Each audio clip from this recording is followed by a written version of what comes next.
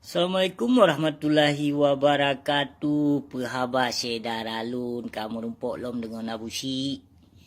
Ya, Abu Syik dikini cerita bacu ke perkara ulama zuhu. Jadi datang ke ulama zuhu mencehu dong bak pintu penguasa.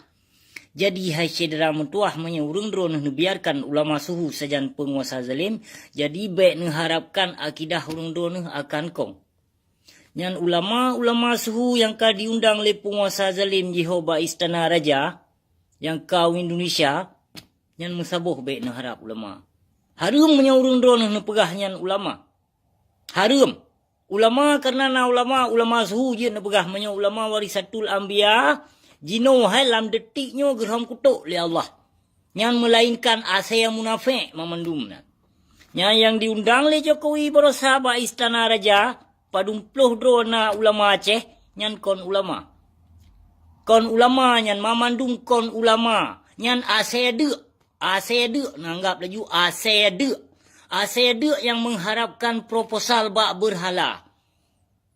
Nyan mamandung ada meserban, ada janggut ka putih, janggut ka kuning, janggut ka panjang. Nyan asede mandung. Nyo Abu Syik urung kesin yang pegah banyo. Menyo memang betul yang lon hujah nyan ulama. Demi Allah lon siap lon terima kutuk daripada Allah. Siap pajan mentong gebi kutuk kateh lon le Allah lon siap lon terima. Tapi nekalon akan nekalon yang akan ukepa yang akan menimpa ateh bangsa Aceh ateh serama Mekah. Akan nekalon sidram tuah. Lon hanaya lon hujah ulama suhu laknatillah. Demi Allah demi Rasulullah lon pegahnya. Hanaya ilon melainkan walikuh ulama asyid. Ulama lawang yang pon dipoh di Acehnya ke ulama lun, wali lun. Segalam Tengku Bantakiah dipoh, segalam Ahmad Dewi dipoh, maka awai tak dipoh Tengku Syafi'i bin Amin, ulama lawang. So nak tuntut teman ulama yang kali dipoh ledro le kafe laknatillah. Toh ulama yang tuntut, cip long pegah dia toh. Baik ulama dro.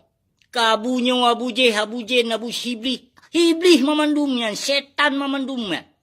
Yang perite burung tujuh meserban menyo Islam munafik. Yo Abu Syik berhabar kon urung lain. Baik nak kira le urung drone lun kayo tat lun hujah ulama suhu laknatillah.